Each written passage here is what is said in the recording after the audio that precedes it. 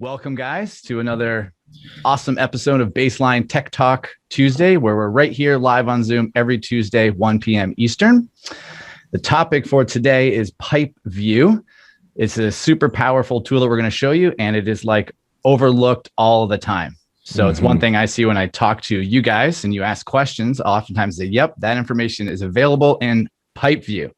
And so what we want to do is cover that today. But before we do that, a couple quick reminders. If this is the first time you've joined us live, you can catch all the previous episodes on the Baseline YouTube channel. And that's Baseline Web Training, all one word, on YouTube. And last week we covered flow devices. So you can find flow devices now on YouTube, as well as lots of other helpful how-tos, how to add users to base managers, how to use maps. You know, we're really trying to build the YouTube library so that you can reference it later and share it with contractors, clients, and users, et cetera. A couple quick introductions. I'm Andy Humphrey, irrigation technology consultant for Baseline. And then we have our two usual friends, Chris Wright, VP of sales for Baseline, Dan Conger, the training manager, and special guest today, we have Bob Beers, who's our product manager. So Bob not only helps facilitate the creation of new products, but he's the one that also sits in the middle and takes feedback from you and can relay that to the engineering team. So with that, guys, let's kick this off and turn it over to Dan to get us started. Cool. Well, you kind of explained a lot of the, don't want this to be the best kept secret. We definitely want people to understand and be able to use it. But I'm going to start off with a question and say, Bob, can you just give us the definition of like, what is PipeView and what does it do? Yeah, I think we'll start off by, I'll just share my screen so we can kind of jump into it. And touching on something real quick that Andy mentioned, from my role and my perspective within the company and the team, love feedback. So if we have any users who have experience with PipeView and you have questions, feel free to populate the chat. Love to hear it. Love to hear the feedback, good and bad. Yeah. Always interested in that. So kind of what PipeView is first I want to kind of break you out of base manager perspective and into app manager perspective. So most of our users are very familiar with base manager. And so when you log into baselineapps.net and pull up app manager, you can go into base manager and use that tool set to manage individual controllers, configuring programs, devices, use QuickView for kind of at-a-glance tool for that specific controller. What we really wanted to accomplish with App Manager is to pull you out of the controller level and give you more information at the site level. So what's happening at the overall site? So when you're comprehending sites with multiple controllers, you can get at-a-glance information or more easily accessible information for multiple devices in a shorter amount of time. So sites that might have 5 controllers or 10 controllers, instead of going through Base Manager for each individual piece, you can use some of these newer tool sets in App Manager to get more quick at-a-glance data and information to help manage your site in less time. So one tool, our messages tool up in the corner, that's pulling all controllers at the site. So you quickly get a sense there. And PipeView is another tool where we're comprehending all devices in one single view. And so we wanted to get out of a controller-centric mode of thinking where is that controller on the piping structure and what is it doing? But really, what's the overall piping structure and what's the overall hydraulics of that system? And how do we manage it and what's happening and where is it happening? Yeah, oftentimes we discovered before we had this model illustrated that oftentimes you didn't know where water was flowing in a big hydraulic structure, right? So now it's unique and very awesome to see where water is flowing from source to head. Yep. And then it's starting to sound like sites with multiple controllers, there's an enormous benefit over it. Where I'm sure there's some benefits for a single controller, but multiple controllers, like you just pointed out, those messages and alerts, being able to see that across multiples, that could be a real time saver too. Yeah. And also, just to simplify, if you have one controller and you have what might be a very simple hydraulic setup, we often get confusion about the difference between a water source, a control point, and a main line. And when you see those on the controller screen, it's hard to sometimes connect them and visualize how that is set up. And PipeView is really the very best way to comprehend, how we set that up and why that even exists and why you have to put flow values in the control point and the main line. Sometimes it seems like you're doing twice the work, but there's a real specific purpose for that. And this helps visualize it. Yep. And the goal of PipeView really is to draw and realize as great or as close a model of what's actually in the ground physically at the site. So where's the water source? This, your pipe. Exactly. What control point devices are actually managing the movement of water, and then what pipes are those connected to, and then subsequently what's downstream of all of that. And so PipeView, really our goal is to draw all of that. And it starts with the water source. So I'm going to give you just kind of a real quick run through of each of these high level components before we kind of get into the greater conversation about what we can do at each. But while I'm in here real quick, I believe we had a question from Chad Sutton earlier that Andy received about creating budgets for a water source. So at this water source level in PipeView, we're able to open up the water source. And in this instance, if this customer or this site, they could enter a budget for a water source and set priorities and set shutdown limits based off of what they feel like their budget would be and whether or not they want it to shut down should that budget be exceeded. But we can edit those details, configure it, and then observe our performance over the course of the month against that overall budget. And then we can download reports and look at historical information and capture that over time. Yeah, something that could be more and more important this year as we've got such a massive drought situation in the Western US. This can be a powerful way to have visibility over how much water you're using and whether or not you're over budget just based on conservation practices, or you're trying to avoid any kind of tiered water rates that may be associated with overusage. Absolutely. So kind of going down this hierarchy and this overall structure, we've got a water source that's managed by these two control points. So two devices that will allow water to be pulled from the water source or not. And the control points themselves also have tons of information and detail. So real-time flow data, what devices are managing or what constitute that control point, and then what controller and flow station are associated with those devices as well. So creating that whole story of what's happening with that device and this point in the hydraulic structure, as well as historical system performance for each of these devices in the field. And then below that, getting into the main line. So now we have where the water's coming from, how are we managing it, and then what is supplying water to different points in the site, that being the main line and the piping structure itself. So we could set all of the parameters for this device for shutdown information, all of the mainline and zone delays. So all of the details are editable and available to view in PipeView. So as you're working through this piping structure and kind of comprehending how the site's configured and laid out, you can do it all quickly in one view for the entire site for all controllers, instead of having to go to controller for that information after everything's been configured. So you're telling me that edits that you make in PipeView will then translate into Base Manager and all the way to the controller level? Absolutely. And backwards as well. If I make those edits in the controller, those will be in PipeView as well. Yep. It's the same water budget. It's those same limits. It's just reflecting them. Again, sometimes that's a great tool to know if you've set it up the way that you thought you set it up, because programming it on a small screen, either in the field or just in the Base Manager application, isn't always in, or you may have made a mistake. So bring it up in PipeView lets you see if that's the way you realized it, if that's the way it is. Absolutely. And being able to comprehend it at a glance. So with Baseline, we have these different status color indicators over here. And these are what populate and are represented at each different point in the hydraulic structure. So a water source can have different statuses and indicators, control points, main lines, and zones.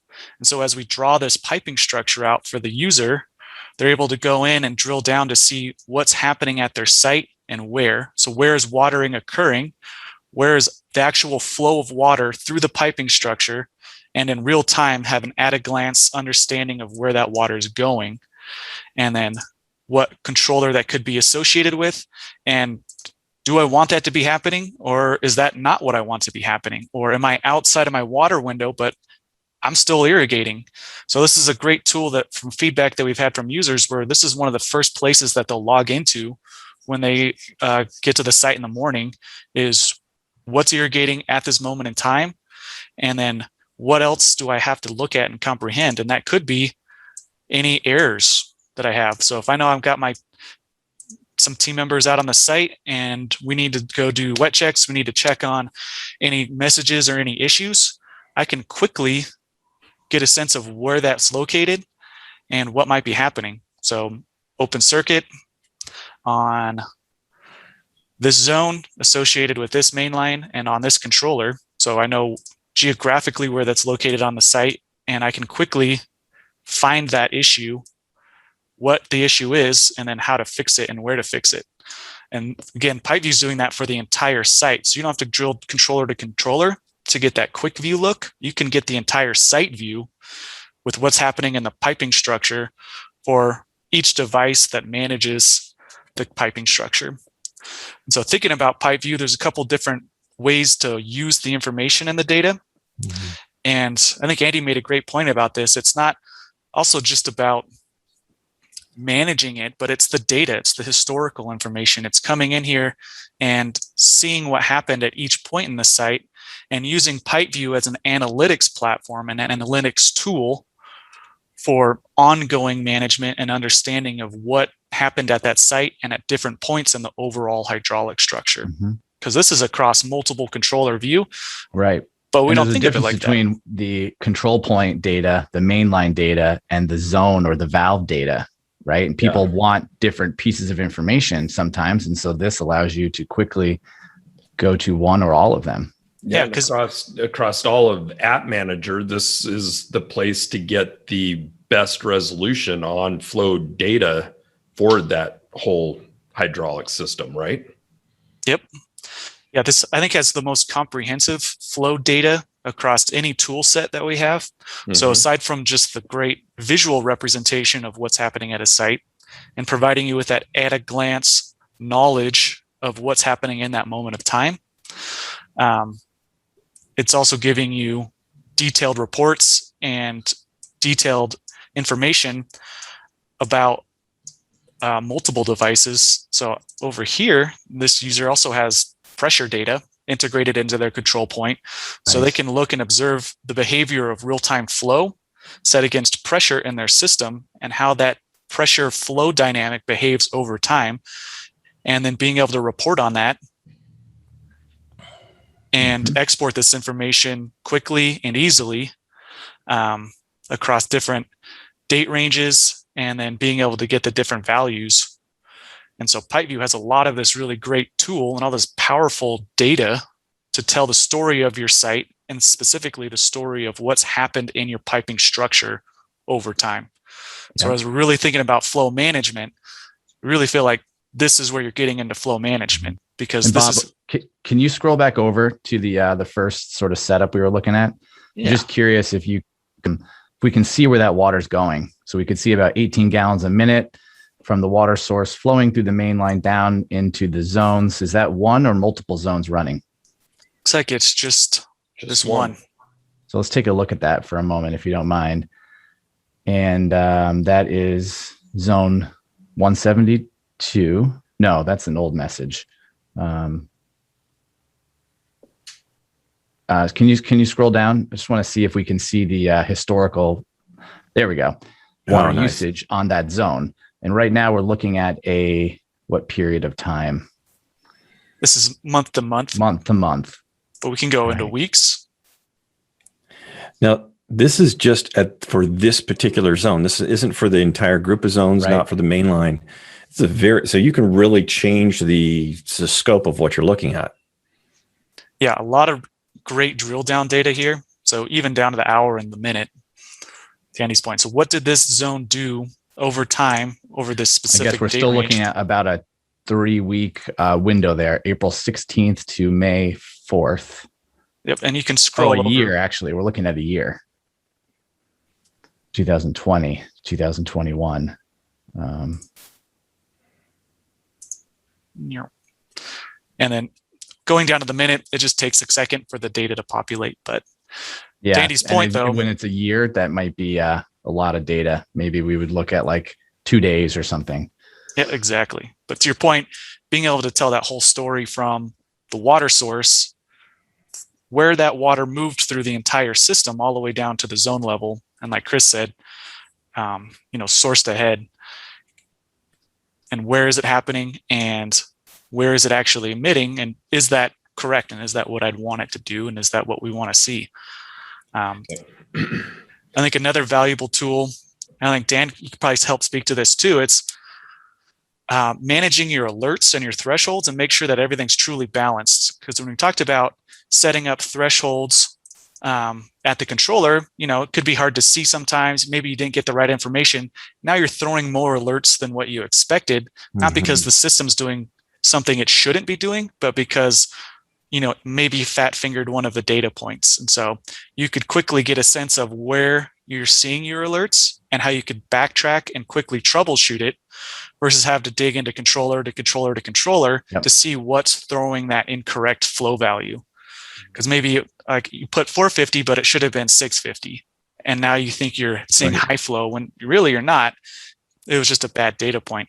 Yeah. It's Craig mentioned in the chat here that he finds it's a great way to make sure he's got the zones assigned to the correct mainline. And I would absolutely agree. I mean, visualizing the setup is the best way to check for accuracy.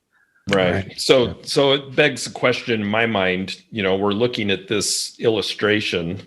How is that constructed? Do you build that in PipeView? So you would build this between Base Manager for most of it. So if you're just a 3200 or you have a site with multiple 3200s, you would build the hydraulic structure in Base Manager under water sources. And so you create all those assignments from the zone to the main line to your control point to your water source in Base Manager. Yep. When you pull in a flow station and you're looking at multiple components to it, we would have this flow station app that we have over here that then builds this hydraulic structure. So this is the same information that's in PipeView. It's just illustrated in a way so you can add the devices and what's connected to what.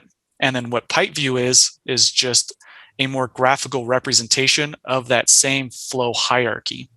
Yeah. So PipeView builds itself based on the way that you configure the hydraulics in Base Manager and then in the flow station app if necessary.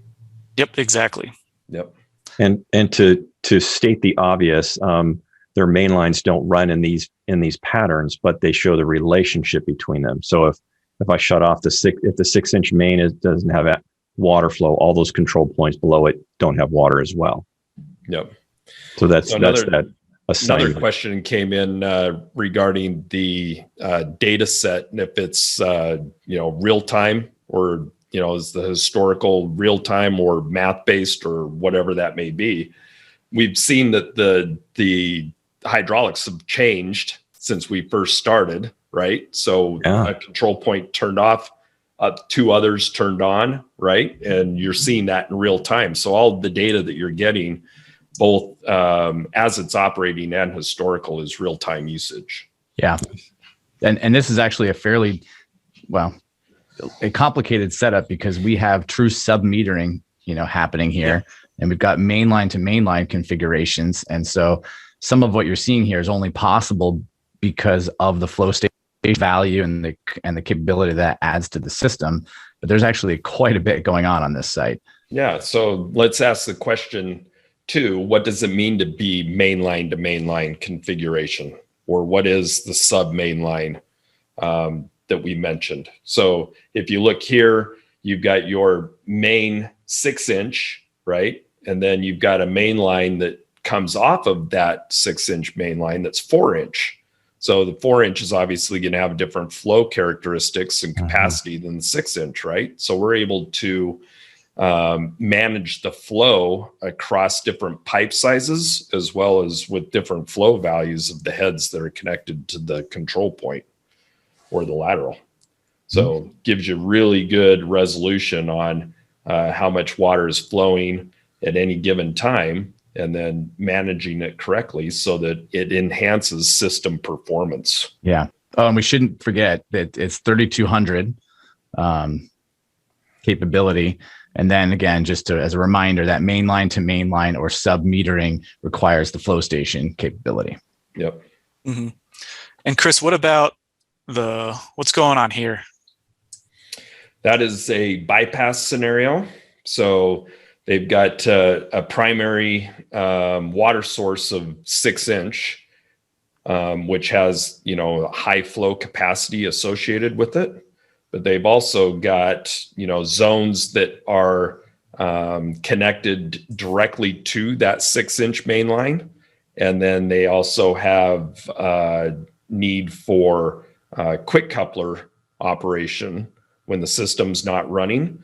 So this bypass facilitates that in two ways. One, the bypass is 1.5 inches, so it's got a smaller flow resolution associated with it, so that it can see those lower flow rates of those zones that are attached directly to the 6-inch line that may be operating independently of a group of zones that could be running concurrently. And then it also keeps that main line charged with water so they can have quick coupler access. And then if the main line were to breach with just that 1.5 inches open, then they would be losing a lot less water associated with a mainline break than they would be if that 6-inch were normally open. I think what's really cool, though, is if you were a new water manager to this site, you had never seen the site before, you could look at this PipeView illustration and probably figure that out yourself. Whereas if you're out in the field, that might be really hard to understand, mainly because you can't see the piping under the ground, but you can see the representation or the association and what's connected to what with this diagram. Yeah, I think that's a great point. So telling the story of the piping structure and the hydraulic structure with, again, at a glance data, what's connected to what devices are managing it, and then what's all the historical data associated with each component in the hydraulic structure. And PipeView gives you all of that data and tells you that whole story. And then using some of the more advanced baseline flow management features helps to enable some of these other configurations. So mainline to mainline, nested or sub-metered control points, automated dynamic bypasses. So like another point with this bypasses, the user doesn't have to tell it when to use the 6-inch or the 1.5. You just put in the flow values that you're looking for, and then the system automates it dynamically based off of the flow demand at that point in time. And you can have more than one bypass. So we've seen other systems, you might have multiple depending on the flow requirements and what they're trying to achieve for that specific engineered solution that they use baseline for specifically. Perfect. Very well said. Now, something else that's interesting to point out is this is illustrating the hydraulic structure just on the north campus, right? So if you scroll over, you actually even zoom out. The south campus as well, which is similar in scope and size. So you can see how it's managing a very large complex site at a glance, very easily, very quickly. You can see exactly what's going on. Yeah. And to the comment before about what zone is connected to what part of the hydraulic structure, this is the representation of how many zones are at the site, what's happening with all of these, and being able to go into one spot and see everything in seconds is a huge time basically saver. Took that 3,200 configuration and then visualized it. Yep. And then being able to zoom in anywhere, what's happening here, and get quick information, report on it, see what's happening. Just it's a huge time saver, as well as just a great day-to-day tool. So Bob, what's the red main line? We just looked at a red zone. What's the red main line box?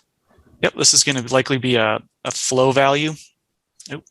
Yep, cool. Back. And this is kind of what we were speaking to before about just data hygiene and making sure that the system's scrubbed and is optimized for what's actually in the piping structure and how water will actually behave. When you put in your flow values, and if you feel like you're not accurately capturing flow variances, could just be the data that you have in there, and you could quickly change these things. Or it might be a true shutdown and you need to go see what's happening at that site. So it just, again, helps you direct you on where you might need to focus your attention for that day, where your teammates need to go, where your team members need to go, and how you want to manage your site. And then just quickly getting there and drilling into that using PipeView is just a huge time saver. Mm-hmm. Definitely. All right. We had another question come in a bit ago when we were talking about the water source and budgets. Is it possible to enter in budget values for each month for a year rather than having to re-enter the budget monthly every month? I don't think so. I think it's a month-to-month budget. It is. It was a rhetorical question. But I love that. I love that feedback because so it is month to month, and I would love personally, and I've been asking for it for a while to see it so we can put it in for the month. Yeah, throughout the year. So apparently Chris You does. got all the data. Yeah. It seems like we are now going to put our feature request live on Zoom to hold exactly. ourselves accountable. He does it to everybody too. It's not just me. It's good to know. No, it's a great question. And I think that's an easy add to the workflow. So water window requirements for a water source, and then adding in the budgetary information for all months, month to month. Love that. Another quick note, just in the little bit of remaining time, is one great design advantage on the engineering side from PipeView and App Manager as a whole is all of the tool sets are mobile responsive. Mm-hmm. So you can pull this up in a desktop and see all this information, make all these changes, get all this data. But if you're out in the field, you can still use your mobile device to pull up PipeView, see this hydraulic structure that's dynamically changing. Real time, it's about every 15 seconds, depending on what's happening. But you can use your mobile device to capture all this information, enable these slide out screens. So if you select one of the control points using your mobile device, it'll pull this up. And you can access all of this information from the field using your mobile device, including all of this raw data. And so if you were doing, say, wet check and you wanted to quickly see what stations are in error, and that helps inform how you're going to perform your wet check, then you can use your mobile device to walk the site and capture all this information, what's happening where in the hydraulic structure, and where do I need to prioritize my time. Can you manually operate a zone from PipeView? You cannot. But again, Chris bringing up new ideas to the table here in live format. Love it. Beautiful. Awesome. All right. That is a lot of really good information. And I think that's probably one of the most comprehensive, best, presentations we've done regarding PipeView since it's been available, right? So True. As Andy said, it's often overlooked. And you can see it's a powerful tool that can help you manage your system better. And Bob, real quick, what version firmware in the 3200 is required to have PipeView function? At the very lowest, 16.0. Okay. So you'd go from 16, and then any of the 16s and 17s work. But if you're on 1234 or older, then PipeView will not work. Yep. So if you have a controller and it's a 3200 and it's 16 or later, and you've never used PipeView, log into your App Manager account, click on PipeView, and take a look around. Give it a test drive. Yeah. And another point to add on to that, it is 3200 centric for today. Yep. So 1000s down the road, we'll get the 1000 in here too.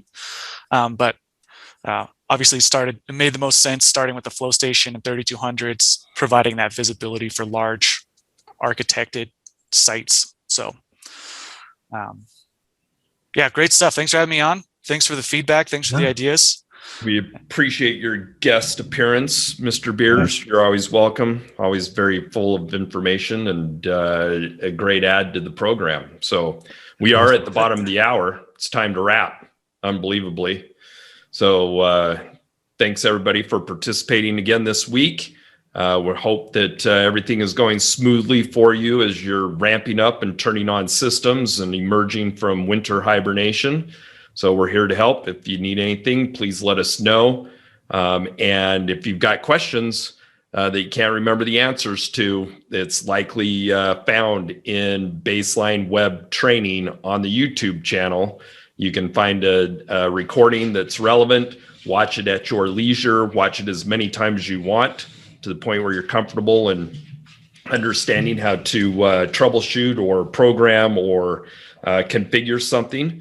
And hopefully you'll take advantage of that resource. So we'll sign off, go out, work hard, be safe, and we will see you back here next week for another exciting episode of Tech Talk Tuesday. Awesome. Thanks, everybody. Thanks, guys. Thanks, everybody.